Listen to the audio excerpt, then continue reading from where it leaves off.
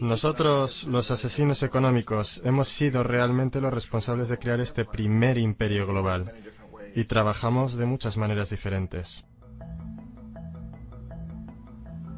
Pero quizás la más común es que identificamos a un país que tiene recursos que nuestras corporaciones codician, como petróleo.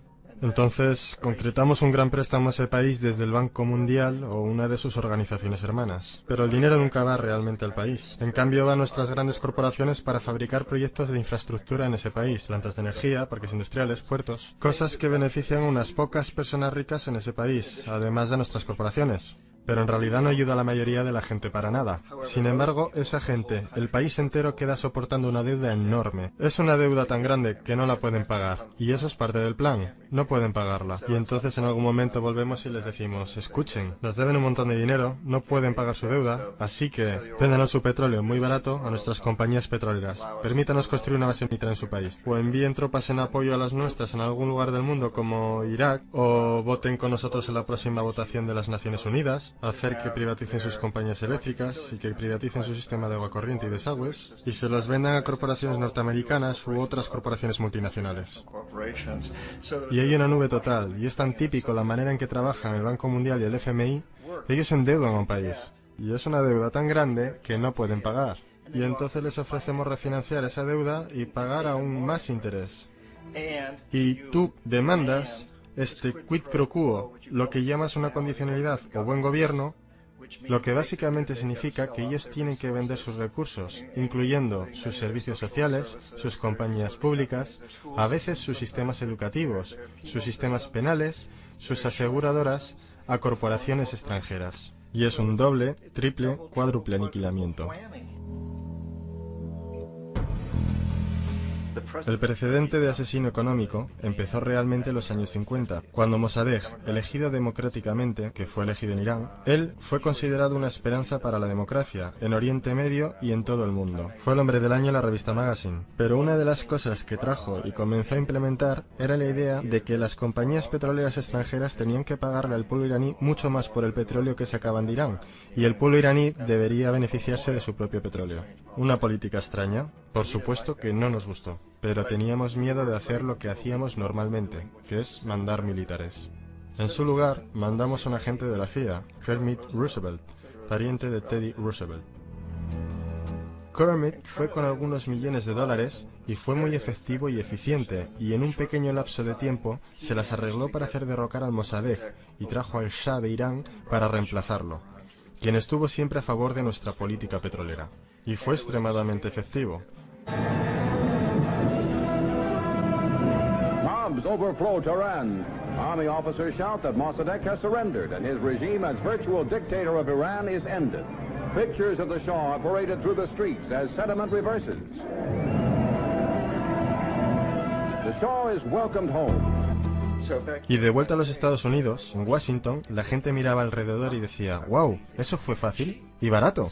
Y esto estableció toda una forma nueva de manipular países creando imperio. El único problema con Roosevelt era que llevaba una tarjeta de agente de la CIA, y si hubiera sido atrapado, las ramificaciones habrían sido muy serias. Así que muy rápido, en ese instante, se tomó la decisión de usar consultores privados para canalizar el dinero a través del Banco Mundial o el FMI, o alguna otra de sus agencias para mandar gente como yo que trabajan para compañías privadas. Así que si nos atrapan, no habría ramificaciones gubernamentales.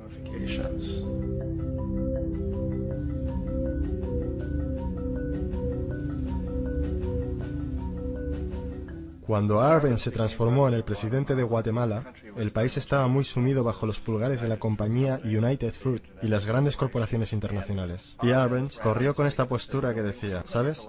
Nosotros queremos devolver la tierra a la gente. Y una vez asumió el poder, él estaba implementando políticas que harían exactamente eso, darle los derechos de la tierra de vuelta a la gente. A United Fruit no le gustó mucho eso. Y entonces contrataron una firma de relaciones públicas y lanzaron una campaña masiva en los Estados Unidos para convencer a la gente en Estados Unidos, los ciudadanos de los Estados Unidos, la prensa de los Estados Unidos y el Congreso de los Estados Unidos de que Arbenz era una marioneta soviética soviética y que si le permitiésemos mantenerse en el poder, los soviéticos tendrían un punto de apoyo en ese hemisferio. Y en aquella época había un gran temor en la mente de todos, del terror rojo, el terror comunista. Y entonces, para hacer corta una historia larga, de esta campaña de relaciones públicas vino un compromiso de parte de la CIA y los militares para eliminar a este hombre. Y de hecho lo hicimos. Mandamos aviones, mandamos soldados, mandamos chacales, nosotros mandamos todo para eliminarlo. Y lo eliminamos. Y tan pronto como fue removido de su oficina, el nuevo tipo que lo reemplazó reinstauró básicamente todo para las grandes corporaciones internacionales, incluyendo a United Fruit.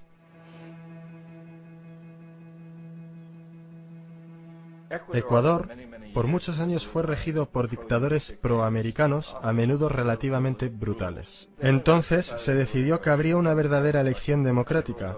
Jaime Roldós se postuló y su principal meta, dijo como presidente, sería asegurar de que los recursos de Ecuador se usarían para ayudar a la gente. Y ganó, de manera aplastante, por más votos de los que nadie ha ganado nunca en Ecuador, y comenzó a implementar estas políticas, para asegurarse de que las ganancias del petróleo fueran a ayudar a la gente. Bueno, a nosotros no nos gustaba esto en los Estados Unidos. Yo fui enviado como uno de varios asesinos económicos para cambiar a Roldós, para corromperlo, para darle la vuelta, para hacerle saber, ya sabes. ¿De acuerdo? Ya sabes. Puedes hacerte muy rico tú y tu familia si juegas nuestro juego. Pero si continúas intentando mantener estas políticas que has prometido, te vas a ir. Él no escuchaba. Fue asesinado. Tan pronto como cayó el avión, todo el área fue acordonada. La única gente a la que se le permitió entrar eran militares de una base americana próxima y algunos militares ecuatorianos. Cuando se lanzó una investigación, 2 de los testigos clave fallecieron en accidentes de tráfico antes que tuvieran la oportunidad de testificar. Un montón de cosas muy extrañas ocurrieron en torno al asesinato de Jaime Roldós. Yo, como la mayoría de la gente que realmente había visto este caso, no tenemos absolutamente ninguna duda de que fue un asesinato. Y por supuesto, en mi posición como asesino económico, yo siempre estuve esperando que algo le pasara a Jaime. Si iba a ser un golpe de estado o un asesinato, yo no estaba seguro, pero que lo iban a cesar sí, porque él no estaba siendo corrompido. Él no se permitía a sí mismo corromperse como nosotros queríamos corromperlo. Omar Torrijos, el presidente de Panamá, era uno de mis favoritos, ¿sabes? Realmente me gustaba, era muy carismático. Él era un tipo que realmente buscaba ayudar a su país. Y cuando quise sobornarlo o corromperlo, él dijo, mira John, me llamaba Juanito. Dijo, mira Juanito, yo no necesito el dinero. Lo que realmente necesito para mi país, que sea tratado justamente. Necesito, pues, que los Estados Unidos nos den lo que le deben a nuestra gente por toda la destrucción que han hecho aquí. Necesito estar en una posición donde yo pueda ayudar a otros países latinoamericanos a ganar su independencia y estar libres de esto, de esta terrible presencia del norte. Señores, ustedes nos están explotando miserablemente. Yo necesito tener el canal de Panamá de vuelta en las manos de la gente panameña. Eso es lo que yo quiero, así que déjame solo, ¿sabes? No trates de sobornarme. Era el año 1981 y en mayo Jaime Roldós fue asesinado. Y Omar era muy consciente de ello. Torrijos reunió a su familia y dijo, probablemente sea el siguiente, pero está bien, porque hice lo que vine a hacer, renegocié el canal. El canal ahora estará en nuestras manos, recién finalizamos de negociar el tratado con Jimmy Carter. En junio de ese mismo año, solo un par de meses después, él también cayó en un accidente aéreo, el cual, no hay duda, fue ejecutado por chacales apoyados por la CIA. Hay un montón de pruebas de que uno de los guardias de seguridad de Torrijos le entregó en el último momento, mientras subía al avión, una grabadora. Una pequeña grabadora que contenía una bomba.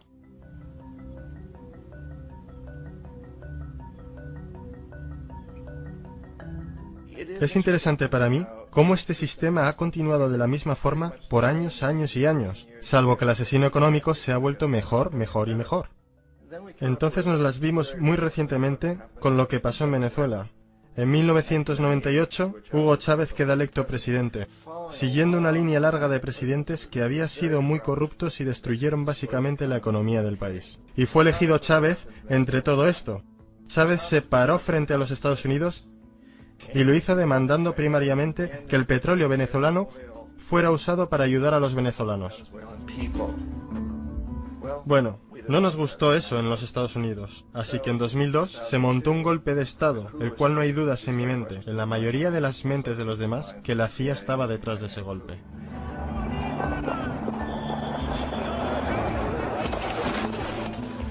La manera en que fue fomentado ese golpe era muy parecido a aquel que Kermit Roosevelt hizo en Irán, de pagarle a la gente para que saliera a las calles, para manifestarse, para protestar, para decir que Chávez era muy impopular. ¿Sabes? Si puedes hacer que unos pocos miles de personas hagan eso, la televisión puede hacerlo parecer como que es el país entero y las cosas comienzan a crecer rápidamente. Excepto en el caso de Chávez. Él fue lo suficientemente inteligente y la gente lo respaldaba tan fuertemente que lo superaron. El cual fue un momento fenómeno en la historia de América Latina.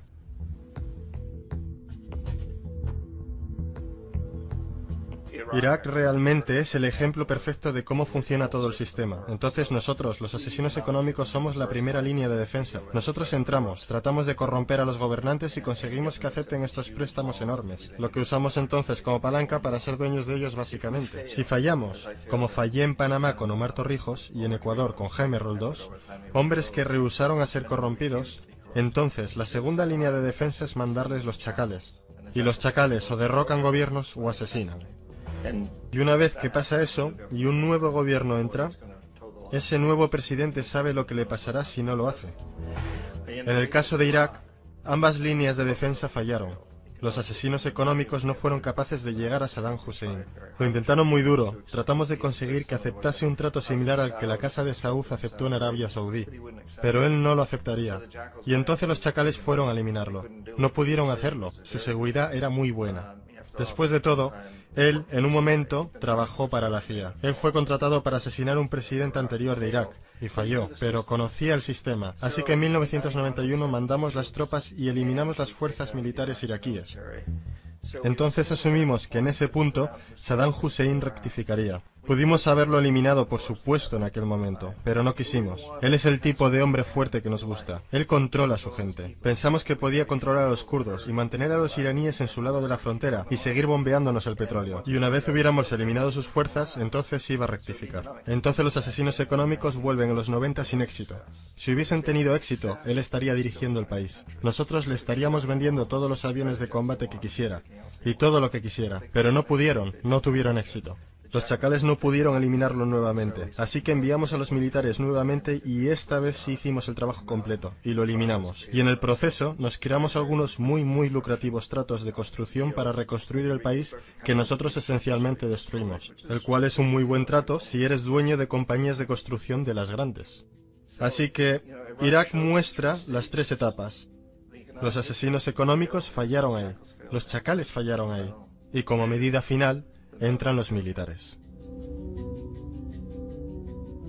Y de esa manera nosotros realmente hemos creado un imperio, pero lo hemos hecho muy sutilmente. Es clandestino. Todos los imperios del pasado fueron construidos sobre lo militar, y todos sabían que los estaban haciendo. Los británicos sabían que lo estaban haciendo, los franceses, los alemanes, los romanos, los griegos, y estaban orgullosos de ello. Siempre tuvieron una excusa como extender la civilización, extender alguna religión o algo como eso, pero sabían que lo estaban haciendo. Nosotros no.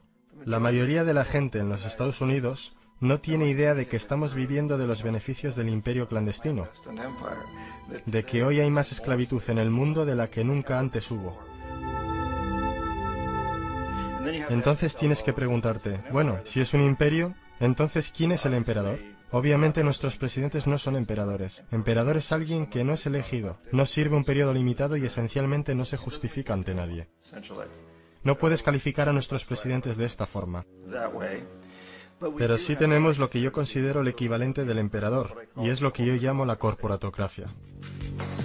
La corporatocracia es este grupo de individuos que dirigen nuestras corporaciones más grandes, y ellos realmente actúan como el emperador de este imperio. Ellos controlan los medios, sea a través de propaganda o por ser propiedad directa. Ellos controlan la mayoría de nuestros políticos porque financian sus campañas, ya sea a través de las corporaciones o de contribuciones personales que vienen de las corporaciones. Ellos no son elegidos, no sirven periodos limitados de tiempo, no se justifican ante nadie. Y en la misma cima de la corporatocracia realmente no puedes saber si la persona está trabajando para una corporación privada o el gobierno, porque ellos siempre se mueven hacia atrás y adelante. Así que tienes a un tipo que en un momento es el presidente de una compañía constructora como Halliburton y al momento siguiente es el vicepresidente de los Estados Unidos, o el presidente quien estaba en el negocio del petróleo. Y esto es verdad aunque tengas demócratas o republicanos en la oficina. Tienes ese moverse atrás y adelante por una puerta giratoria, y de esta forma nuestro gobierno es invisible por mucho tiempo, y las políticas son llevadas por nuestras corporaciones en un nivel u otro.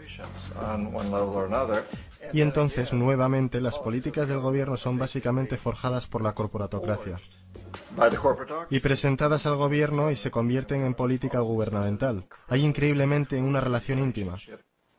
Esto no es un tipo de cosa o teoría conspirativa. Esta gente no se tiene que reunir y conspirar para hacer cosas. Todos ellos trabajan básicamente bajo una asunción primaria, y esta es que deben maximizar las ganancias sin importar los costos sociales o ambientales.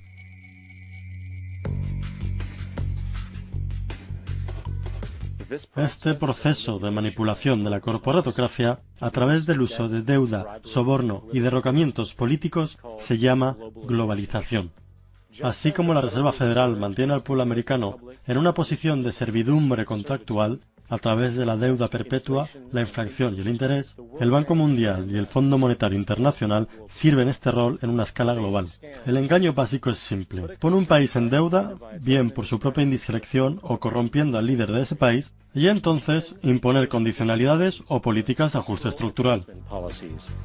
A menudo consistiendo en lo siguiente.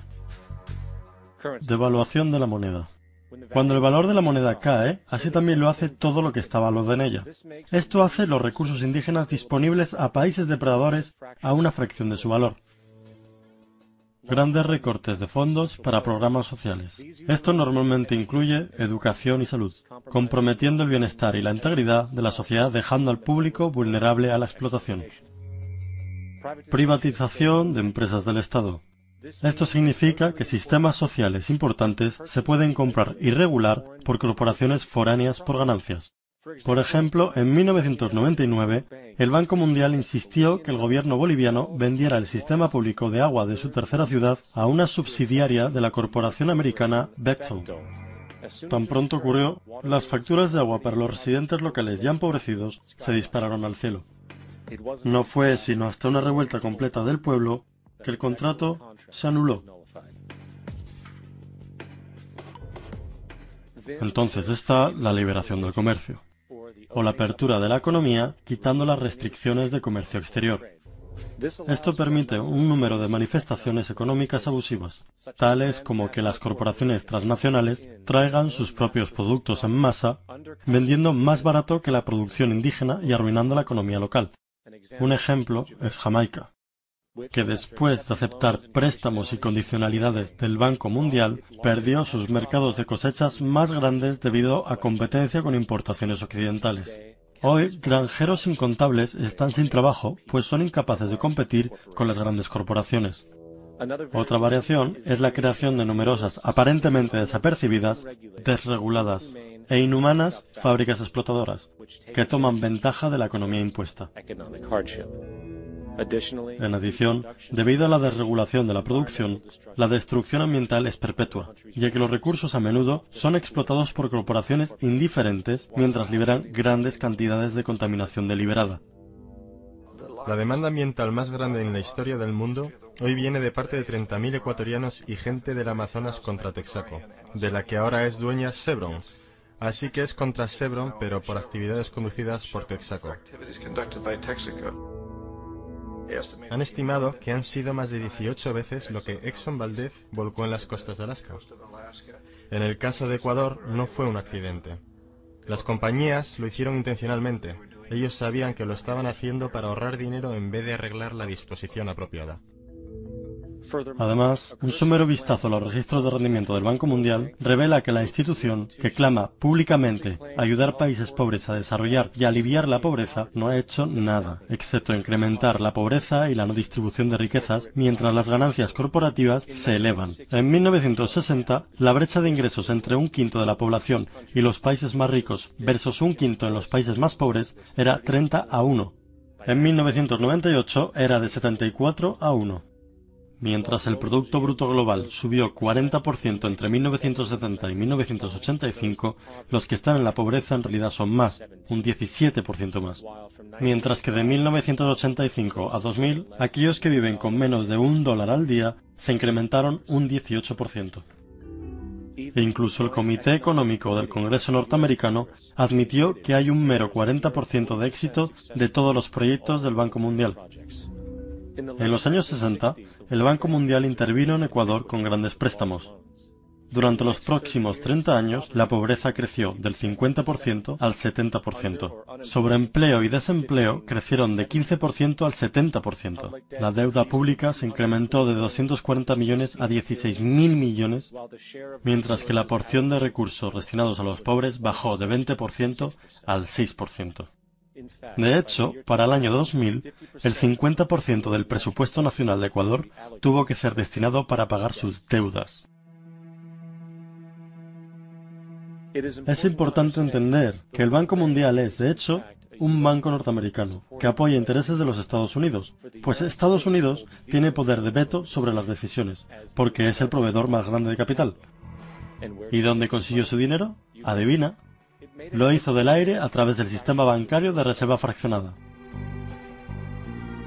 Basado en el Producto Bruto Interno, de las primeras 100 economías del mundo, 51 son corporaciones y 47 de esas 51 tienen base en los Estados Unidos. Walmart, General Motors y Exxon son económicamente más poderosas que Arabia Saudita, Polonia, Noruega, Sudáfrica, Finlandia, Indonesia y muchos otros. Y mientras las barreras proteccionistas se rompen, las monedas se unifican y manipulan en mercados flotantes. Y las economías de los estados se vuelcan a favor de competir en el capitalismo global. El imperio se expande. Usted aparece en su pequeña pantalla de 21 pulgadas y grita sobre América y la democracia. No existe América. No existe la democracia. Solo existe la IBM, la ITT, la AT&T, y DuPont, Dow, Union Carbide y Exxon. Esas son las naciones del mundo hoy día. ¿De qué hablan los rusos en sus consejos de Estado? ¿De Karl Marx? No. De sistemas de programación lineal. De teorías sobre estadística, de problemas económicos, y computan costos de sus transacciones e inversiones, como hacemos nosotros. Ya no vivimos en un mundo de naciones e ideologías, señor Bill. El mundo es un colegio de corporaciones, inexorablemente dirigido por los estatutos inmutables de los negocios. El mundo es un negocio, señor Bill.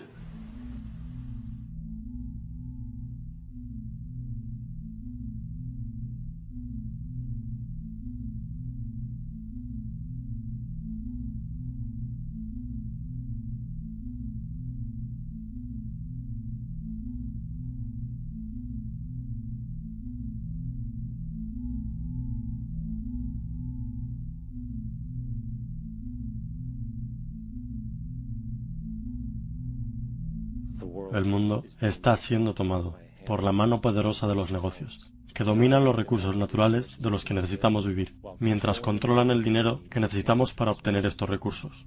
El resultado final será un monopolio mundial basado no en la vida humana, sino en poder financiero y corporativo. Y mientras la inequidad crece, naturalmente más y más gente se desespera.